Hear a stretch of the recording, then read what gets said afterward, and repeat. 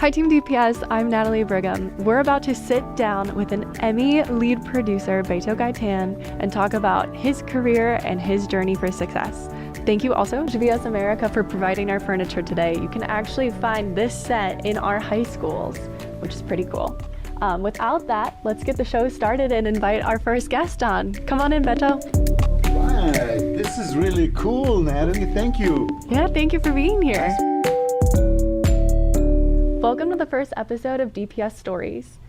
Denver Public Schools is the largest school district in Colorado with over 200 schools, 90,000 students, and 10,000 employees. This show is dedicated to the members of Team DPS that strive to make DPS a better and brighter place for our students. We sit down with real DPS employees, discover their story of who they are, how they got here, and how they're making a difference at DPS. To join us on our pilot episode, we have Roberto Beto Gaytan, and an Emmy Award-winning lead producer on the DPS communications team. Beto joined Team DPS in 2013 and has been the host of the EDUCA program in Spanish since 2015. And during the 2023-24 school year, he earned an Emmy for the DPS communications team with a video highlighting Hispanic Heritage Month for Bryant Webster Mariachi Band. Welcome to the show, Beto. Thank you, Natalie. I would love to kind of set the scene and talk about your upbringing. You grew up in Chihuahua, Mexico. Yes. And eventually moved to Denver. Absolutely. What do you remember about growing up in Chihuahua, Mexico? Hi. You're touching a nerve. I remember I have a lot of good memories about Chihuahua. You know, growing up as a kid, I was raised by my grandmother, and that was the fun part about Chihuahua. It wasn't so much fun growing up as a adolescent, you know, because some family issues there. My parents got divorced, and so all of a sudden, you know, I had to be in charge of making sure that I was providing for my younger brothers, right? And so that made it challenging. And so that's one, that's actually two memories about Chihuahua, but I miss Chihuahua a lot, you know. Chihuahua is the biggest state in Mexico, and it's got a huge desert. And so every time I go to the desert, man, I feel like I'm in Chihuahua. Yeah. Sounds like you had to grow up pretty quickly. I did. When did you arrive in Denver, and what did that journey look like? Well, so I arrived in Denver in 1979. I was 17 years old, and I didn't know what I was going to run into. So it was sort of easy for me to cross the border, you know, because back in the day they were not as strict, you know, to cross the border. So I ended up on this side.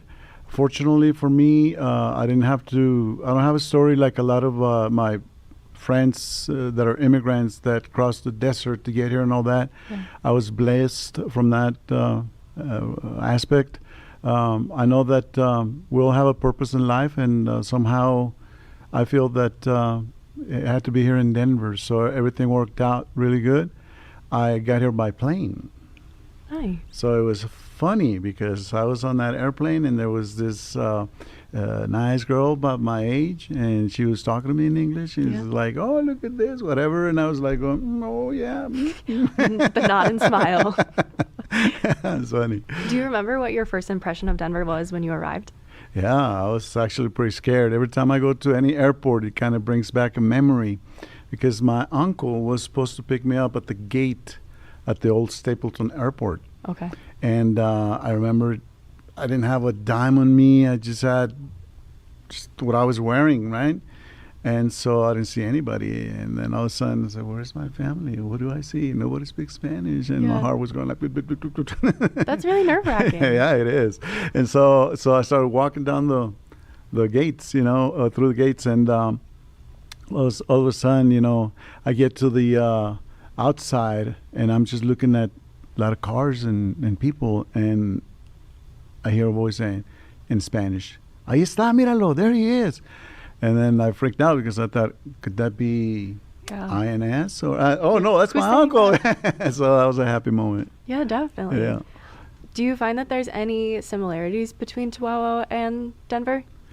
Yes, I do. You know, a lot of the names are in Spanish here in Denver. Yeah. You know, so that was good for me. There's a lot of people from Chihuahua, you know, and I would say that the majority of people that live in Denver that are Mexican immigrants, they're either from Chihuahua or Zacatecas and perhaps Durango.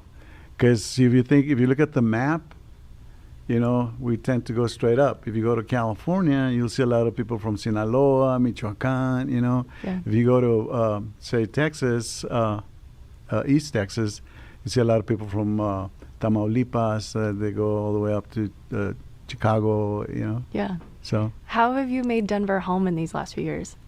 it's funny you mentioned that because part of the purpose of me coming to Denver was when I was a teenager, growing up in Chihuahua, I was working at a body shop, where they repair cars and paint them and all that. And so I learned how to do that when I was very young.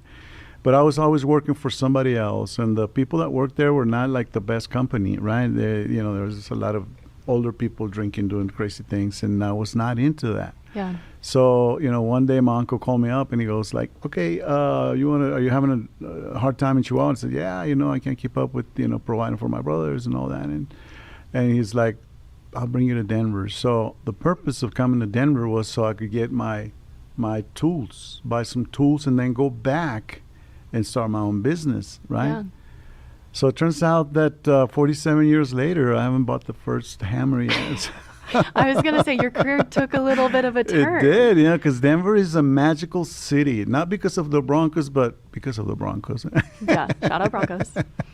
So you had a successful career as a DJ. What drew you to that profession and how did you get started? Remember when I mentioned that, we'll have a purpose in life? Mm-hmm. I remember that we didn't have, my wife and I didn't have our citizenship. We were undocumented, right? Yeah. And so in the late 80s, President Ronald Reagan made a law, the Simpson-Macaulay law, and provided amnesty for a lot of us that got here before 1980 or something like that. So I did qualify for that, and that's what got me, to become a permanent resident and then eventually a U.S. citizen. But to answer your question, during the program, we were required to study English as a second language for no less than 40 hours. So Wow. if you study 40 Full-time hours, yeah, well, 40 hours just as a requirement, right? Yeah. Not every week, but just 40 Oh, I hours. see, I see. Okay. And so I went to this rec center in Swansea. Yeah. And so I'd knock on the door and say, hey, I'm so-and-so. I'm here to study my 40 hours of English as a second language. And, the guy interviewed me, which happens to be a teacher over at EGC. He said, let me do a test. Okay, so they tested me. It turns out that my English was fairly advanced, and so they put me to work. Yeah. He was like, you get to work here. And so time went on, and they were running out of students. Like people didn't show up, or people got their hours and they just didn't come back or whatever. So he said, how do we go about recruiting some people? Mm-hmm. And then I thought, well, the radio, I think the radio might work. Yeah. So I happen to know this guy that I listen to, and there's going to be an event at Our Lady of Guadalupe Church. It was during the summer. And he said, let me approach him. He goes like, yeah, go for it. So I approached a good friend of mine now, Rodolfo. Shout out to Rodolfo Jose Cardenas. And I asked him, I said, are you the guy from the radio? He goes, well, yeah, because he has this great voice. Yeah. He's like, how can I help you? And I was like, hey, well, get this. I'm under the amnesty. I'm working under the amnesty program, and so we need to recruit students to study English as a second language, blah, blah, blah. And he was an immigrant himself, but not through the amnesty. And he was like, all the way, Beto, all the way, whatever you need. So come to the radio station. I'll do an interview, and we'll just see if we get some results. Sure enough, that was the first time I went to a radio station, and he interviewed me, and I said, yeah, no, we need people to study English as a second language, blah, blah, blah. This is the address and all that. So I gave out the information, and there was that. So we got good results. Then as time went on, another friend of mine, a musician, his name Beto Terrazas, which recently passed away, a very popular singer, had his own show. And so there was this new radio station that was getting started. Yeah. And so Beto invited me to go on the air and said, hey, I'm kind of shy, whatever. It's like, oh, come on, let's talk about something, whatever. So anyway, the program director heard me on the radio, and he goes like, "Hey, I just heard that you talked about this, and that." And he goes, "Hey, let me invite you to come over to an interview with some immigration officers." And I was like, Yeah, heart racing. immigration officers, like, okay. And so anyway, he got me that interview. By that time, Scott, my friend Scott, had already requested that I got my GED, and I had recently gotten it. Believe it or not, the ceremony was over at East High School. It's funny how this is all connected. It's all connecting, right? So it's starting to make sense. And so anyway, I got my GED, and I told my friend Nano Perez, which is the guy that gave me the real opportunity in radio. I said, "Hey, I want to be a sound engineer. I want to be behind the scenes. I want to, I love music and all that." He goes like, "We'll train you." And I said, "No." I said, "Do you know about a school that I can?" He goes, "Dude, don't waste your money. School is expensive in this country." So I didn't know any better, right? Yeah. And so I said, "All right." So he trained me. Before you knew it, I was doing 15 minutes on air on Saturdays and Sundays. I was like presented to songs, and that was like the show, right? Yeah. And so after that, I became more involved, and everyone else that was there, they were leaving, and I stayed. Long story short, I ended up being an on-air announcer, disc jockey, producer, producing my radio spots, selling advertisement. Program director, and that was the beginning of my radio career in 1989. Yeah. I want to go back to that first interview that you were talking about. Mm-hmm. Did you know in that moment that did you feel a spark of like, I should be doing this, or were you super nervous? What was your mindset going into that? I got to tell you something. The answer is no, and I'll tell you why. Through my life, I've been the type of person, I've been so blessed that everything that I've done in life, I never asked for it. It was always somebody seeing something in me that offered me the next opportunity. Yeah. And so I didn't, to be honest with you. But when I had the opportunity to use one of these things and amplify my voice, I always made sure that I would stay positive, that I would always respect people, and that I would always promote education.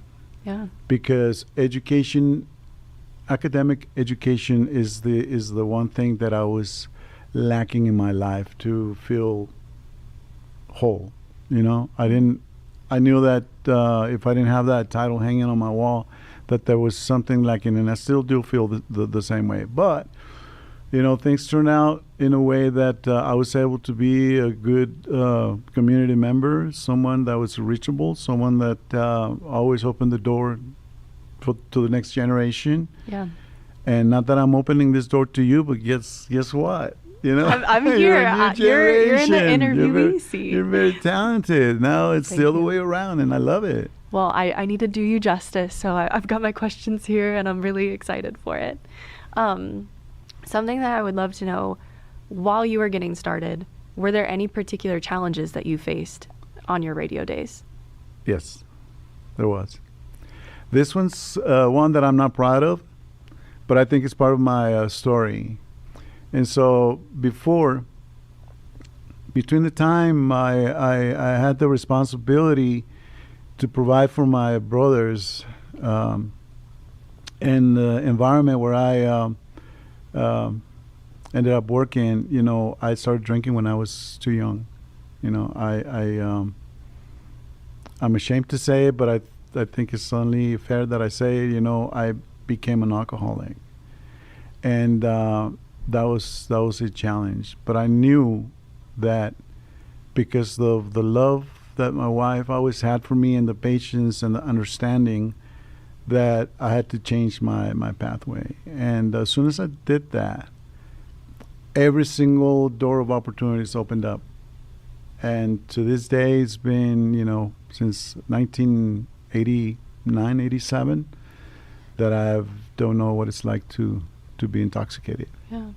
Well, I'm proud of you for making that choice, not only for yourself, but all the people that have been in your corner. That sounds like, I'll ask you about the wild times of being a radio host, but also I can imagine that lifestyle and perhaps alcohol is quite intertwined. It is. It is. But, lucky for me, I got the opportunity when I was already a clean person, but that opportunity allowed me the opportunity, per se, Yeah. excuse the expression, to know better, because I would see a lot of my friends, just go down the drain because of their habits, Yeah. and so I was always an advocate to say, don't go there, Don't go Yeah. there. I'm not one to judge. I don't like judging, Yeah.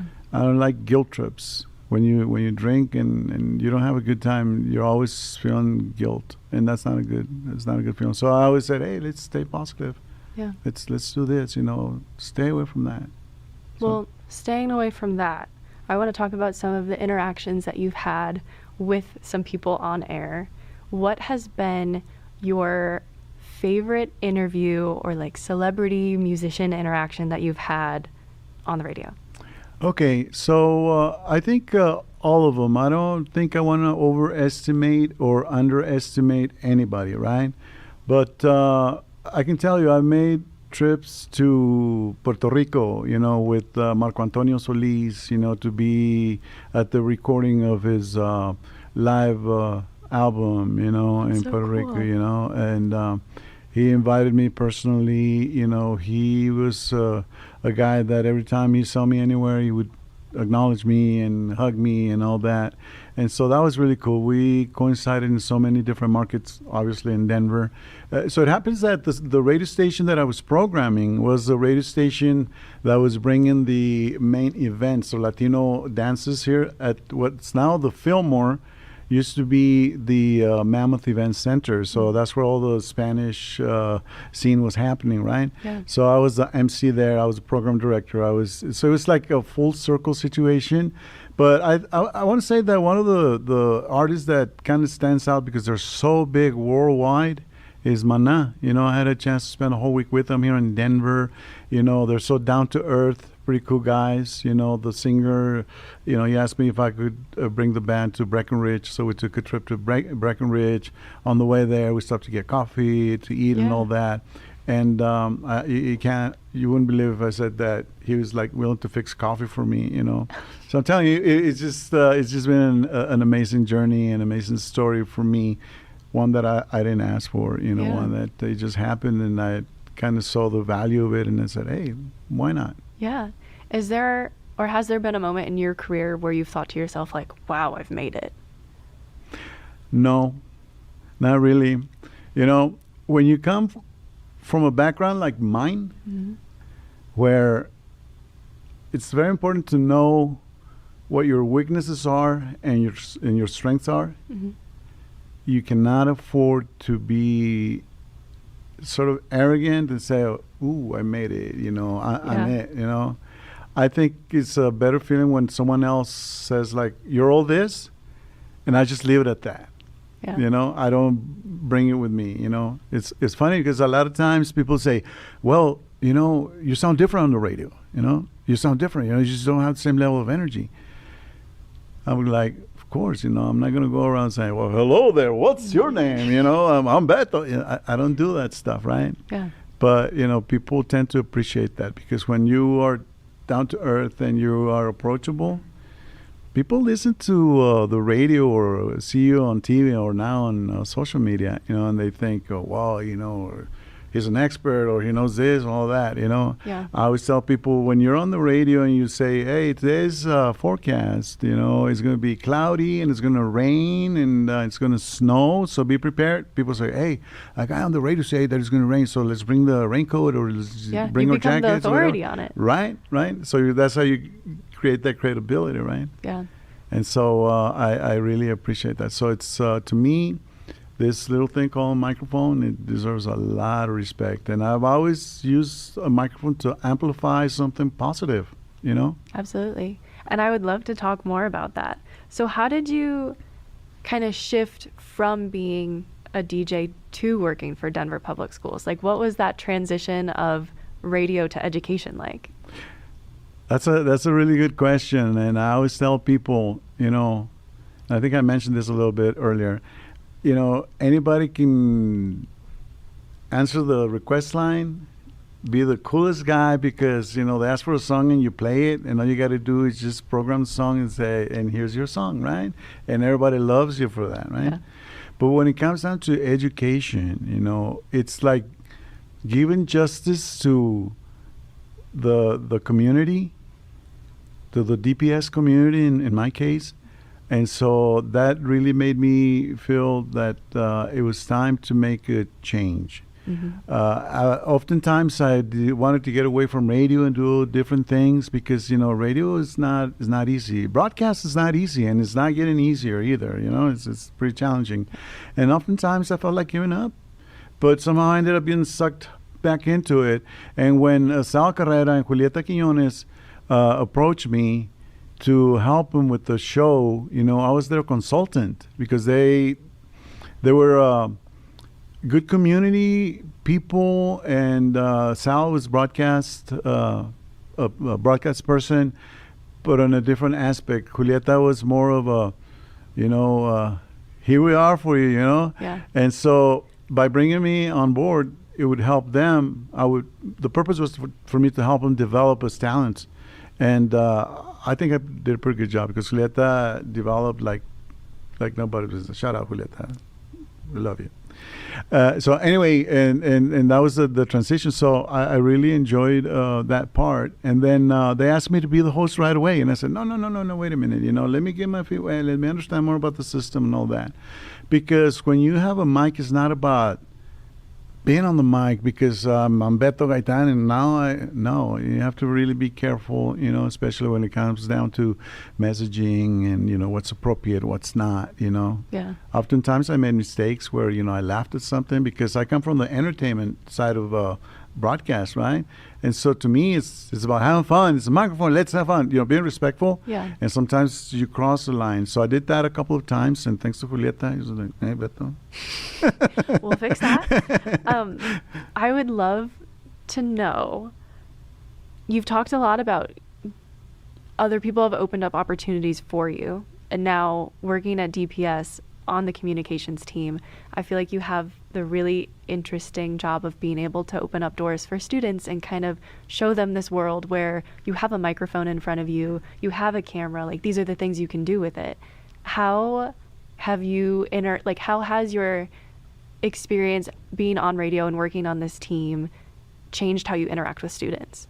Okay, well, there is one word in my mind and my heart and my vocabulary called gratitude.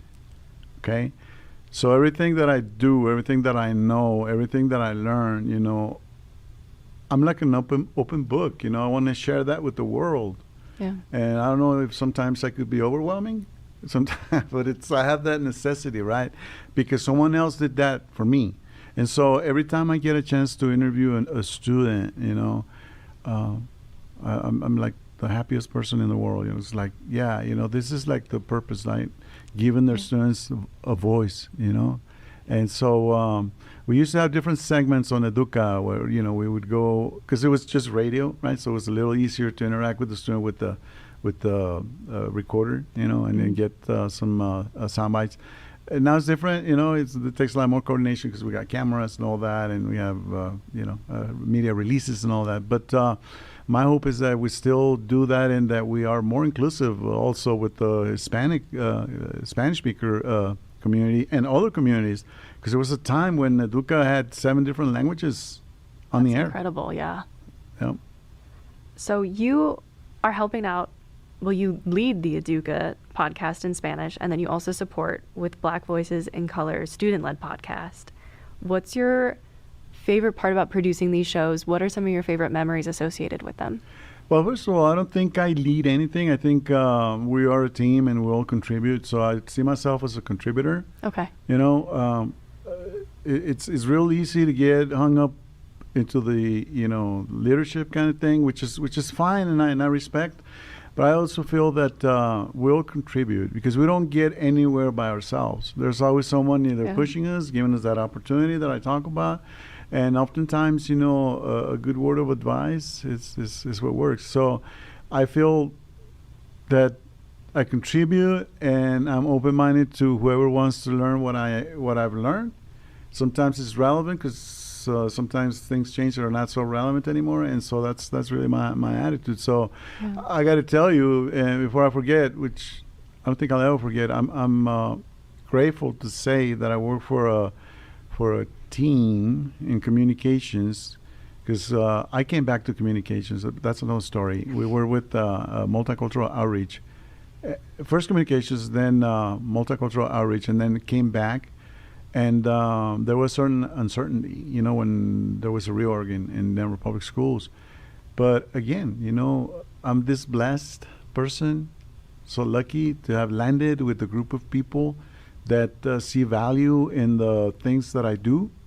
I don't think anybody treats me any different. I just feel that it's a blessing to be part of this communications team. And then I get to meet people like you that are like doing these great things, and I'm like, wow, Javier and Don. I mean, it's Mindy. amazing because we're all a part of this team, and I can sit here and say the same things about you, where I'm like, Beto's had such an amazing career. He's an Emmy winner, but at the same time, I want to learn from you as much as you want to learn from me and all of our other peers, and I think that's an amazing dynamic for our team. Absolutely. The one thing about learning is, and especially for people like myself, is like, you cannot live from the past. The past is something that helps you be who you want to be next, or it helps you be who you are now. Yeah. Right? But I think about what I've done in radio as, it was really cool, but that was then. This is now. This is my new reality. Yeah. And how do I create that reality? With gratitude, with grit, being flexible, understanding, and willing to learn, because you cannot afford to say I know it all, because then it bites you on the rear end. Absolutely. Lifelong learning, always. Absolutely. I know you've said that you've never had that moment where you consider yourself like at the top of your game. So I'm curious to know, how has your definition of success changed throughout the years? Ooh, that's a deep question. My definition of success throughout the years. For lack of better words, I would say that staying humble, knowing who you are, looking at the mirror and saying, you're a cool guy, or what's going on, Yeah. So to me, that's how I define success. It's just like self-reflection, and I understand nobody around me is perfect, and neither am I. And sometimes, I get mad at myself for doing things that I shouldn't have done, or saying things that I shouldn't have said. But I think that applies to all of us, because none of us are perfect. Yeah. And I feel like as long as you can reflect on those moments and then say, oh, if I should have done this differently here, I'll know that going forward. And then if you actually are able to make that change, I feel like that's all you can do. You're just a person. So to me, the definition of success is gratitude. I love that. Yeah. To me, if you feel like that, Yeah. you feel a lot lighter. When you reflect on your career with DPS, what makes you most proud? I think the fact that I have something to contribute. What it is, I don't know, because I'm not counting my blessings on a daily basis, But I think that what makes me proud is if I'm of help, if I'm able to do something for somebody, especially for students, especially for my coworkers. Yeah. I think that's really what makes me feel whole. Well, I want to talk about something that I'm really proud of on your behalf. Okay. Your 2023-24 Emmy for the Bryant Webster Mariachi Band. How did it feel when you're able to win an Emmy specifically for highlighting Hispanic heritage at DPS? I was in disbelief. I was like, didn't we win? Then I had a chance to attend the ceremony, and it was one of those moments where, like, is this surreal? Is it like, really? I never had in my mind any, this has never been my motivation. It came with the territory, it came with an action, right? Because for every action, there is a reaction. Yeah. But I cannot underestimate the work behind a whole team, right?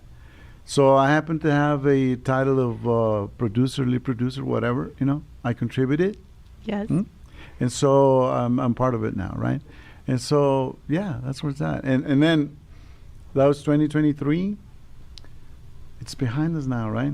Yeah. So I love it. I'm proud of it. Like I said, I don't overestimate it or underestimate it. But I think, it's just keeping my feet on the ground. It's a very special moment, but it's something that has already passed.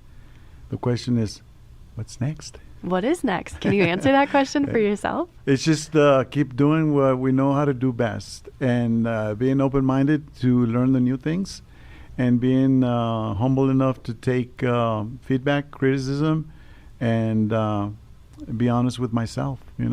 That's been the formula that has worked, and I'm not willing to change it. Yeah. I think if you found a lot of success and you've been able to tell the stories that should be told and spotlighted, that's an amazing thing. Well, here's the thing, time has told me that I've been at the top, and I didn't know I was at the top because I didn't know what the top was. Yeah. So now I realize that was my top. That was like my prime moment, right? But then after you go up, what's next? More up? No. Put that hand down. You go down, right? You go up and then go down, right? And so that's life. Life runs in cycles. Sometimes you're up, sometimes you're down. It's like the wheel of fortune, right? Yeah. And that's the thing is, when you're down is when you really get those teachable moments, and then you reflect, and why am I at this level now? If I was, Yeah. or if I've been this, and then you go like, no, well, you got to keep working on this, and that.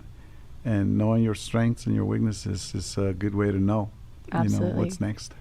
What do you consider your strengths to be? Because I feel like I have a list of them on your behalf. Okay. It's hard for me to say, well, I'm all this, right? But I think that if anyone stands out, is I'm open-minded. I have some sort of a creative brain. Yeah. A lot of these concepts that we do, and that I've done through my life come in my dreams. Sometimes I wake up in the middle of the night and I'm like, oh, what if we did this? What if we did that? Yeah. And so, yeah. What do you think has been the craziest idea that you've had that's worked or not worked? Well, the one that's worked is not realizing that when you're on radio, you're all by yourself in a room with the mixer, with some controllers and some music. Yeah. And you're looking at a clock, and that keeps you, on time, right? And so most people think that, well, this guy's having a blast there, because, he sounds so animated, and, hey, good morning, this is Beto Gaytan, and let's have fun, whatever. Yeah. You close that mic, and it's all crickets. And you're like, wow, this is wild. Yeah. And then you open the mic, and then that energy has to go back up. It's like, good morning, Denver, So it's, it's one of those. Yeah. Well, I want to say that we're close to time here, but I want to end with closing advice. Okay. I think a lot of our students can see themselves in you, and I think they aspire to achieve the career that you've had, regardless of whether that's in broadcast, communications, whatever. But what advice, if any, would you give specifically to our DPS students? That's a good question, and I'm going to elaborate a little bit on that. I've had a chance to, through my career, to go to schools and talk about my story with kids and all that, right? Especially when I was on air, it's like, oh, there's the popular Beto Gaytan, whatever, The kids were like, oh yeah, can you sign up? The kids are. Yeah, it's like that. Nowadays it's less because there's new generations coming through, and education is a lot of fun for me, but maybe sometimes it's not as appealing for the broader masses, even though it should be. And so my advice for them would be, hey, be respectful, follow your dreams, never give up, stay clean, don't do stuff that would get you in trouble, listen to your parents, because if you listen to your parents, nobody loves you more than your parents do, I know there are some parents out there that maybe don't feel the way I feel, and some kids that don't feel. But in that situation, you're their adoptive parents. Kind of, sort of. You've got all the know? DPS students under your wing. So I had an interaction with some students, at I think it wasn't Legacy Options. I forget the name of that school, but anyway, it was this past summer, and so I got to interact with the kids. They got to see the Emmy and everything, and they were like, "Oh yeah, how cool would that be?" And I said, "Well, this isn't about me. This is more about you. What do you want to do when you graduate?" And he was like, "Well, I want to be rich, and I want to work construction, and I want to have all these employees." And it's like, "Well, do you know what it takes to get there?" And it was like, "No, well, my brother works construction, and I can just do the same thing." I said, no, you got to educate yourself, You got to be financially wise. You have to learn the trade and all those things. Like, oh, you mean I can just be a construction worker and become rich and drive a nice fancy truck like a lot of my friends do? It's like, no. There's more to it There's than that, more to it than that. unfortunately. And so that's basically in a nutshell, the things that I talked to him. And, my advice wouldn't be any different now that I have this opportunity to talk with you. Yeah. Well, thank you so much for being our first guest on DPS Stories. It's been amazing having you here. Thank you so much. Thanks to the entire communications team and, my my team members, Javier, Don, you. And you. And Beto. And Beto. Thank you for the trust, This is a big Absolutely. deal. Coming up with a concept like this, it's a big deal. And for the district to trust me and, my supervisor, Javier, to say, "Well, Beto, we're going to showcase your story." I was like, "Really? You think my story is that compelling? I don't know about that." But, I ended up doing it because I'm brave, and I hope that the time that I invested in my career, resonates with someone, and they take something from this conversation. Not to speak on behalf of the audience, but I'm sure they 100% will. That's all the time we have for this episode. Thank you so much for watching. Don't forget to like and subscribe to DPS Stories so you never miss an episode. We'll see you next time.